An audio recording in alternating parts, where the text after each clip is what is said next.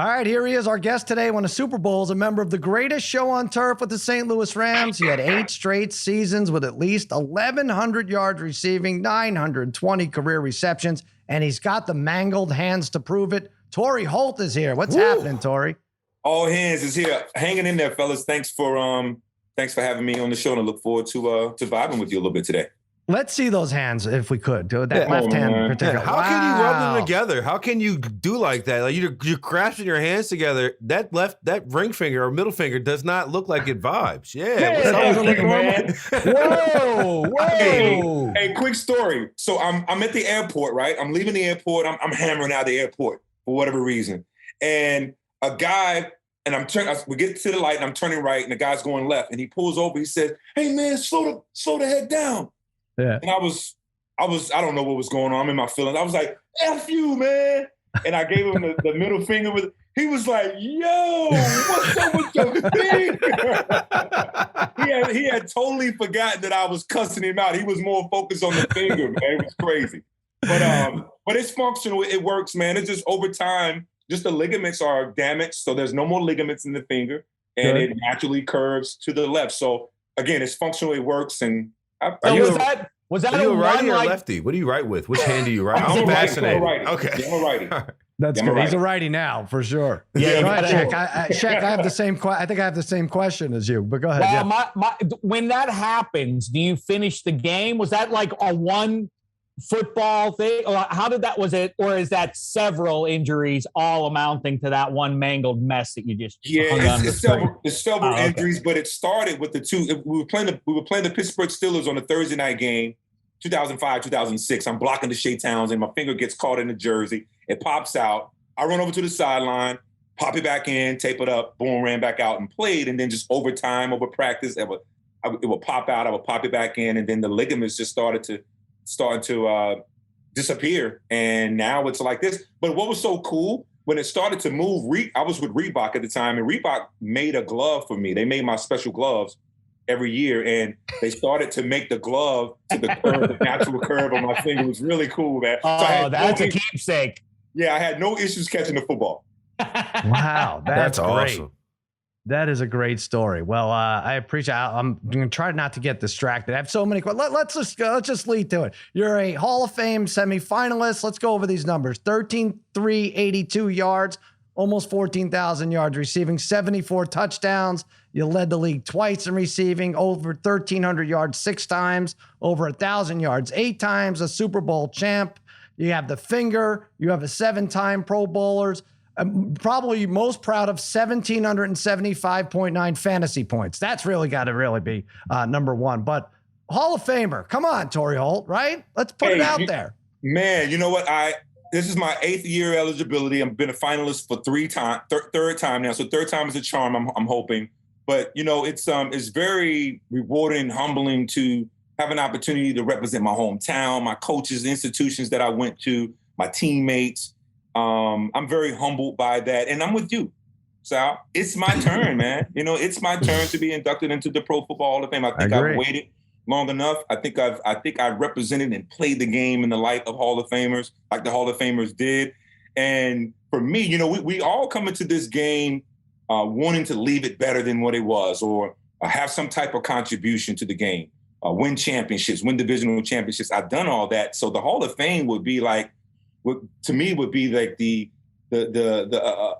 great sign of appreciation of being inducted amongst the football gods, man. That would be like total validation for me in regards to my football career. So yeah, I'm with you, man. Now is the time. So voters, let's get it right this time.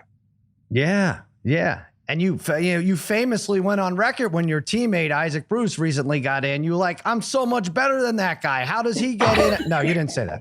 You didn't say that.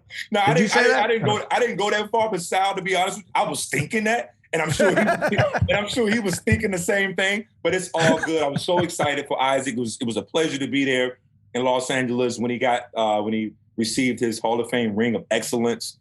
And Tom Mack was there, Eric Dickerson was there, Jackie Slater was there. It was just so many Hall of Fame players that was there. And I felt comfortable, man. I felt at home hanging out with the Hall of Famers. So now it's just a matter of it actually being said from the voters, being voted in. to actually take my place amongst the greats. People like me get, snarky about, like, what are these Hall of Fame voters? Like, how, like I said before you came on, you feel like a guy who it's like, wait, he didn't get in the Hall of Fame yet? I thought he was in a while ago. What? He's not it? It really is sort of weird, but from a PR standpoint, you have to mind your P's and Q's here, right? You can't be like, what the hell's wrong with you, voters? You got to play nice with them here. No, we have to do that. Yeah. We should be the mean guys. He's got to be pleasant about it. Like, well, whatever you decide, voters, right? That's correct. I mean, you guys are a champion for me, and I greatly appreciate it. But it's a process. I've learned a lot. Again, I've been eligible for 8 years. I'm a finalist for the third year now.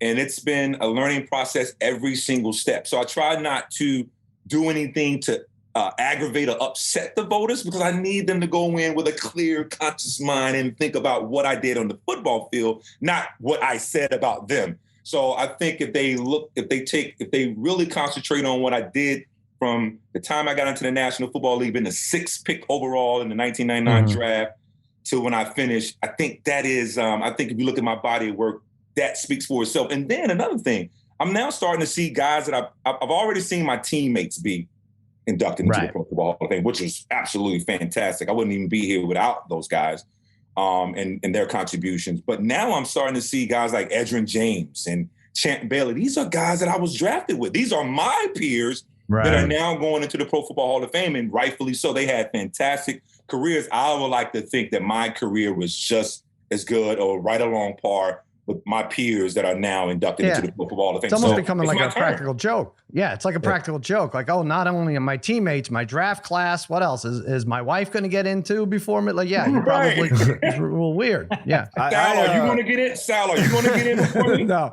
I have too many skeletons in the closet.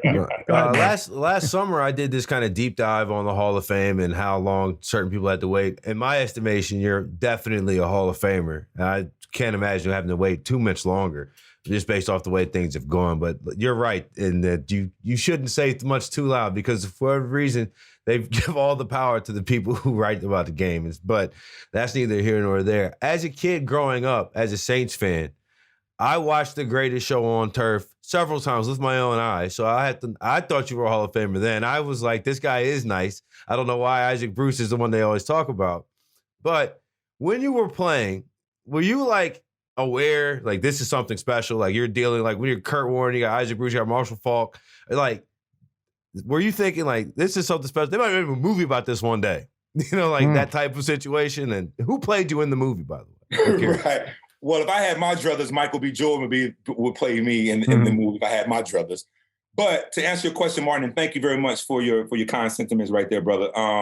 No, when we were playing, I knew we had something really special. I didn't know it was Hall of Fame worthy, but I was saying a lot, man, these dudes is really nice. I remember watching Marshall Faulk being on the East Coast. He was on the West Coast. We would stay up 11, 12, 1 o'clock at night just to see this dude in all black killing it. And then to have an opportunity to play with him and see him in practice, and then Isaac and Orlando and Kurt and Aeneas Williams. I mean, being around greatness every day helped elevate my game. And I would like to think that I helped to elevate those guys' game. And I always said, if I can play up to that par, then who knows how many division championships or or world championships that we could win. But I knew right away, early on, Mark, to answer your question, that I was playing with some really, really special dudes on a very, very special team. And Coach Dick Vermeil and Coach Marks would always say to us, guys, you all are in a special place at a special time. You must take advantage of it. And I would like to think that we did as best we could to take advantage of those opportunities. And I got to tell you, one of my first earliest favorite moment of football, because again, as a Saints fan, there wasn't many.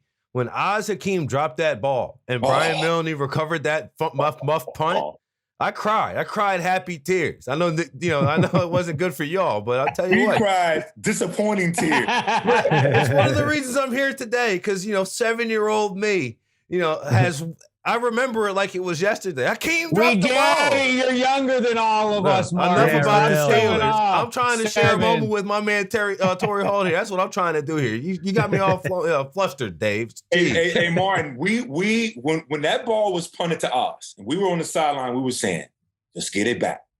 Just control the punt. Just get it back. That's it. That's it. There's no way they're stopping us. There's no way we're losing this game. Not a chance. Because momentum had swung to our side. Like, we were really, really on fire there late in that game. And then to see Oz drop that punt, and then he tried to make an attempt to get on it, but it didn't happen. We immediately went right to Oz to comfort him and to make sure that he was okay and let him know, look, we're pissed off that you dropped that ball. But we're still your teammates. We still got your back. We'll move on. But it was a very, very heartbreaking situation to see that happen, because we were going to steamroll the Saints and win that game. If that boy caught that ball, there was no chance. There was nothing stopping. You call the police, pray, because that was the only thing that could have made it happen. That Saints defense was Swiss cheese. Then you'd have been a crying 7-year-old. Different crying. Yeah. I would have gave you the finger at the start of this. Right. I'm looking it up now, Torry. Your part was played by Timothy Chalamet in the movie. I thought it was miscast. No, I don't think that was right. I don't think he should have played him.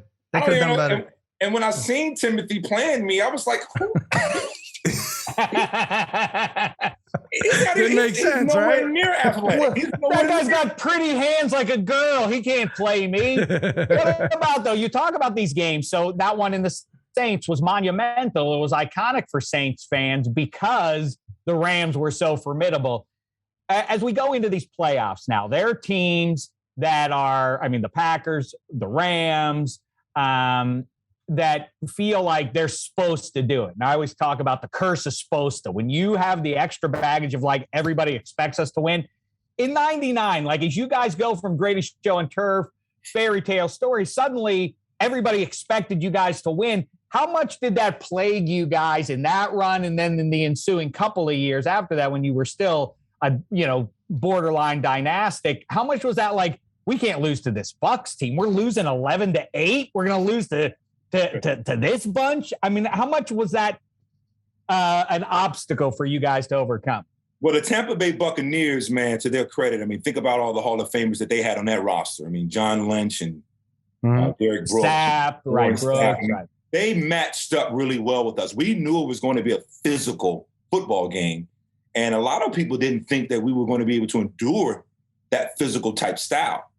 But we did. And Ricky Prohl came up late in that game, made an amazing catch.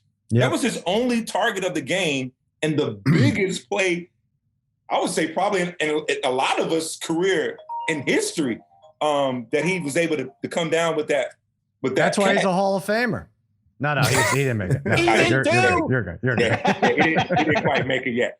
But that was a very, very good football game. But for me, I think what the expectations of making the Super Bowl, and then we won the Super Bowl, I think that really helped us to stay, I know for me, speaking for me, to stay sharp and to stay on our game, because the expectations were really high. Right, we got everybody's best every single weekend. It was a Super Bowl. We played, after winning the Super Bowl, we played 17 Super Bowl games the following year because everybody was giving us their best. And it was a challenge, but it also kept us sharp. Now, we had some things happening internally with some players and things were happening and being said. But for the most part, it was a very focused, unselfish, competitive football teams that I played with. And I think those Super Bowl, those divisional championships helped to keep us really sharp as ball players and as a football team. Yeah, for sure. I want to steer it to modern day now. First of all, I've seen many of your highlights and games and everything. I don't remember you taking off all your clothes and throwing them into the crowd. What was your reaction to the Antonio Brown fiasco a couple of weeks back? Yeah, I was shocked and a little disappointed as well because AB, we all know how much football means to him. He said it several times. He shows it on the football field. This dude is a Hall of Fame caliber player, right? With the numbers and the things that he's done, he's won Super Bowls. I was disappointed to see him walk out like that on his Super Bowl team, right? That was really disappointing. And I never thought that he would do the game that way, because I know how important the game is to him. So to see that was very disappointing. But the Bucs, to their credit, they didn't skip a beat.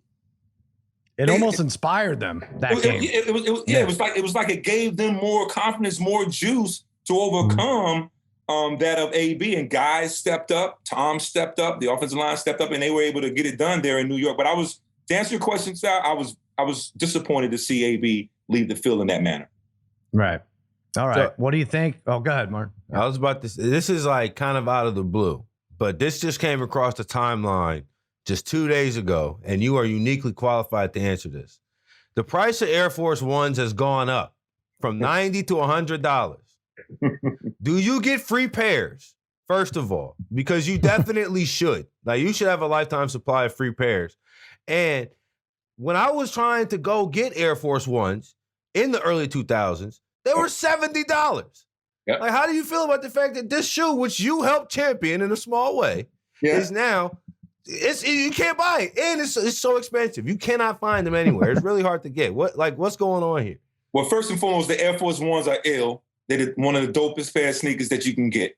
When I was coming through high school, we had a few guys from New York City that went to our high school, and they would leave and go to New York on the weekends or during the holidays, and they would come back with all these Air Force Ones. And I'm saying, where do y'all get these sneakers? I couldn't, because we in the South, we didn't get them like that, like how it was up north. So that was when I first fell in love with the Air Force Ones. And then I played in a pair of black and white Air Force Ones when I was in high school playing basketball. I played in Air Force Ones. So you played in black Air Force Ones in high school? Black and white high top Air Force Ones. I played in high school. Y'all don't know, Sal and Dave, that means Torry Holt meant business. So I was about business out there with the Air Force Ones on. And then in St. Louis, Nelly hit us up and was like, yo, I'm shooting this Air Force One video. Y'all mind coming out and being in? And we was like, yeah, man, why not? So we drove down after practice and was in one of the dopest videos of all time in the Air Force One video. And like you said, the price is spiked. But no, I do not get Air Force Ones for free. I need to call I need to have my folks call somebody. And say, No. I'm putting my foot down on your Air Force One-less foot, because you don't get free sneakers. He's look at Torry Holt's ceiling. It's nicer than my house. I want to live in his wooden ceiling there. Like, well, he doesn't deserve free sneakers. He put them on the map. He was part of the group that put them on the map. Torry Holt doesn't. Now that's done with. The free stuff is going away. Now you have to give something to us, Torry Holt, in fact. What's that? Torry Holt has one vote to give, and it's been boiled down to this. One guy's going to get a gold jacket here. Is it Steve Smith or is it Hines Ward? Ooh. These are your contemporaries. Wow. They are my contemporaries, and both. Because Reggie Wayne's going to go. Andre Johnson's going to go.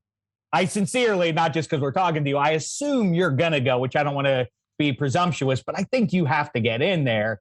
But I think those are the two names I just said there that people are kind of like, yeah, I think so, but maybe not. That is a really tough one. How about both? No. Okay, then you have to take away to give yourself a gold jacket. You have to take one away from somebody who's already in there. You want to take Bob Greasy's jacket away? You want to take Greasy's or Namath's or somebody else? Grab a jacket. Take somebody else's away. Take Isaac Bruce's jacket. That's a fun one. Lynn Swan, Drew Pearson. Maybe Drew Pearson. Maybe. Okay. I would say I feel like that was the one instance in which somebody calling out the media, because Drew Pearson afterwards, in tears, saying, "This isn't fair." 2 years later, he's in the Hall of Fame. A good point, Sal. We need to get Torry to cry here about it. If you weep about, like, I gave everything I had. I would love Torry and Dick Vermeil crying together. It would be great. I put it on the line every freaking fucking week. You got to do like this. I put it Look at my finger. Look what I gave to this sport. Look at my hands. It's my turn. By the way, maybe that's why you don't have Air Force One. Maybe they don't give you. Do you have a toe that jets out 60 degrees? Maybe they can't make the specialized shoe for you anymore. I don't know. Who knows what's going on with that? But you know what? There. That Air Force One's video, man, was yeah. I mean, Ozzie Smith was in that video. Marshall, myself. I mean, that video was crazy. But the Air Force Ones like really took off. I mean, they were already a prominent shoe, but they really took off after that video. So shouts out to Nelly. Shouts out to Dirty for inviting us and including us in that video. There you go. Maybe they make gold-collared Air Force Ones for your Hall of Fame induction to match up. You'd wear those, you right? know what? Yeah. A nice gold pair with a white check would be dope. You got to. Clean white pair, a nice clean white pair with the gold check with Hall of Fame on the tongue. I think. I think you got to go whites with the gold accents. With the gold accents. That's the right. Gold accents. No doubt. Torry, give us your Super Bowl prediction. Very exciting times coming up, right? Do you like the expanded playoff, first of all, for the first week? And then give us a prediction if you can. I do, man. I'm looking forward to some great games.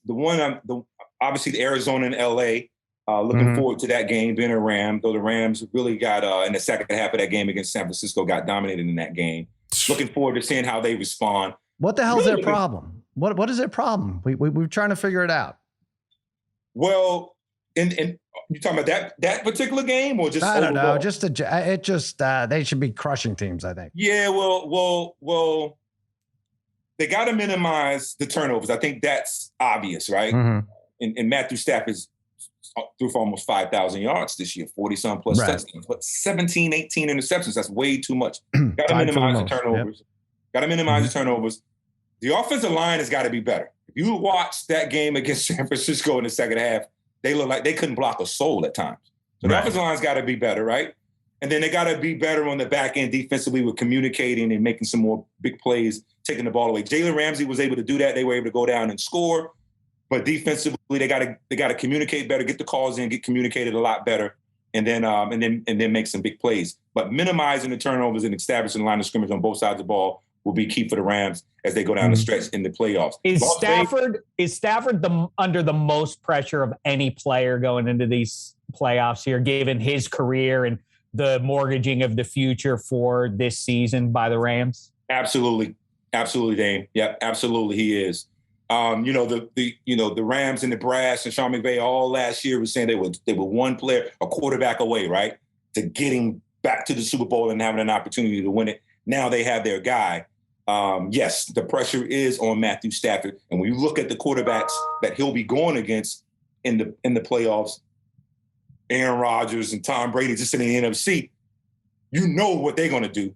You know how they perform in the bigger moments. So can he outperform those guys to get the Rams to the pinnacle? That's yet to be seen. We haven't seen Matthew Stafford in a playoff environment. Well, he has played in a playoff environment, but he hasn't won. This will be the biggest playoff moments of his career. So we'll see how he handles himself. We'll see what he does. No, tell us. You're the one getting the free Air Force Ones. Is he going to rise or no? You know what? I'm not sure. And this is my team, and this is my squad. I'm not sure. I think the potential for him to rise is there, but also the things that he's also shown us in regards to turning it over, fumbles inside of the pocket, also concerns me. And the offensive line concerns me as well, because you're only as good as the guys up front protecting you and giving you the ability to stand upright and to read the football field and to throw accurate footballs. I'm not sure. I want to say yes, but I'm still not sure. It sounds like he really, really doubts this team. It sounds like he's putting the Packers in the Super Bowl. Nah, I'm not ready to go there yet. But I do want to see Matthew Stafford stand up. And we'll see Monday night versus the Cardinals if that's the case. Did you think Cooper Kupp was the MVP? I mean, the numbers were as a wide receiver. It's not fair that traditionally a wide receiver is not allowed to win this award, right? And now it seems like Aaron Rodgers, who's not a terrible choice in his own right, is the favorite to win. But were you rooting for Cooper Kupp, or you still think he can get the nod? Yeah, I've been rooting for him all year long. I said I said a month back when I was on NFL Good Morning Football, and I said he certainly should be in every talks of MVP, being what he had done from the beginning of the season and up to that point. He certainly should be in the MVP talk. Look, this dude had 191 targets. 191 targets. That's a lot. For 145 receptions, 1,947 yards, 16 touchdowns, and 25.8 points per game in fantasy football, the most of any receiver in the history of fantasy football. Right. Unbelievable. And teams knew that he was going to get the football, and they still couldn't stop him. So certainly he should be up for the MVP talk, as well as the Offensive Player of the Year talk. And I mentioned 191 targets. He's had 0 fumbles in the last 2 years. Wow. 0 fumbles in the last 2 years in the way, and he's handled the ball a lot more than any receiver pretty much in the National Football League over the last 2 years. 0 fumbles the last 2 years. Unbelievable job by Cooper Kupp. The level of consistency, the strength, the endurance, the unselfishness is all there. And I'm not sure if the Rams are where they are right now if Cooper Kupp is not in the lineup. That's the question. Yeah. Yep. You know what? I think he should make the Hall of Fame this year. I don't care who Who doesn't get it. He still got some ways to go because he's only really had 2 1,000+ yard seasons in his 5-6 year career. So he still got some work to do. All right, one vote: Henry Allard or Torry Holt, who gets the gold jacket. Torry Holt. Okay. Hey, all right. Self-confidence. I like that. I love Coach Elliott. Coach Elliott coached me. So I was fortunate to get his tutelage at an earlier age because he really helped me develop as a pro wide receiver, but I had to go with myself. Just call him old. That's fine. You don't have to call him Coach Ellard. That's a shot. We get it. You're saying he's older than you. Torry, I know you and your brother, you have a fantastic organization, the Holt Brothers Foundation, right? Helps children who have a parent with cancer. Tell us about it and how people can help out. Yeah, you can go to HoltBrothersFoundation.org and help support our mission. Is we are supporting young kids with a parent or guardian that's battling cancer. We lost our mom to lymphoma in 1996, and we vowed to do something in honor of her name. So we started this foundation, Holt Brothers Foundation. We have our program called Kids Can. Kids can still achieve and accomplish anything they want, though their parent or guardian is battling cancer. We provide educational, emotional support, peer empathy, and then we're also helping out with scholarships for our kids that grow out of the program and going off to university. We help fund their scholarship so they can go off and get their education. Again, kids can still achieve and accomplish anything they want, though their parent or guardian is battling cancer. HoltBrothersFoundation.org. HoltBrothersFoundation.org. Great stuff there. And there's not a website set up to get you into the Hall of Fame, but we really need to do it. We need to do that. You can go. The fans that are listening, you can go to Pro Football Hall of Fame /fan vote. Put a vote in for your boy if you feel there you go in your heart to do that. That's how you do it. You were part of the greatest show on turf. It's not the most. You're a big part of the greatest show on turf, not the most mediocre show on turf, right? If it was that, then I could see. But the greatest show on the greatest, only the greats get there. People should be able to do the easy math here. I don't understand. Yeah, I mean the greatest show on turf. I mean, just think about that. We got our own name, right? We have our own name, so it's only right, that we have our own name. That's legendary. We were talking about it. There's not even a second greatest show on turf. And there was not one before you either. So I don't know what the comparison is here. Me either. I mean, we are the greatest show on turf, the best offense that we've ever seen in the history of the game. Shouts out to my teammates. Shouts out to the guys in the hall. And hopefully I'll be seeing them soon. Let me say this. I don't want to be controversial, but maybe this is. I'm sure you've answered this question a million times. I'm going to ask it again. You certainly are in the Hall of Fame already if you have a second ring as an essential player on a dynasty, which is what the Rams would be called if you get that second one. Yeah. Did the Patriots know your plays or not in that the Patriots upset? It was reported that they did, and I tell you what, when we got down to the red zone, it did get a little tight. I will say they were on top of some of the things that we were doing.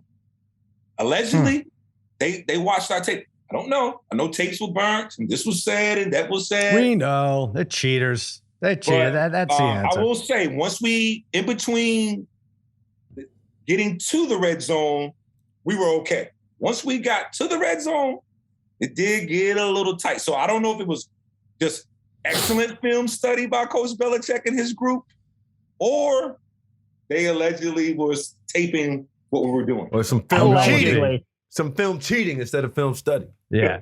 Right. Film cheating, right. I'm going with the. I lost a lot of money on that damn Super Bowl. I had you guys on the money line. I it makes me sick to think that was blowing. Sal and I were sitting next to each other. He talk about a guy crying in a football game. That was that. He was shedding real tears. Money that I didn't have, but Sorry, Sal. I'm still trying to dig out of that one. I think. Sorry, Sal. No, it's not your fault. They cheated. You can only do so much. What are you gonna do? Torry, you've been great. Thanks for coming on. This has been spectacular. We're rooting for you. We're rooting. HoltBrothersFoundation.org. That's where you go. Donate your money. Lots of good stuff. Give us one last wave with that crazy, crazy hand. And bye, Drew Pearson. Man. Thanks, Torry. Appreciate it. Appreciate it. Thanks, guys. Thanks for having me on. Peace. All right.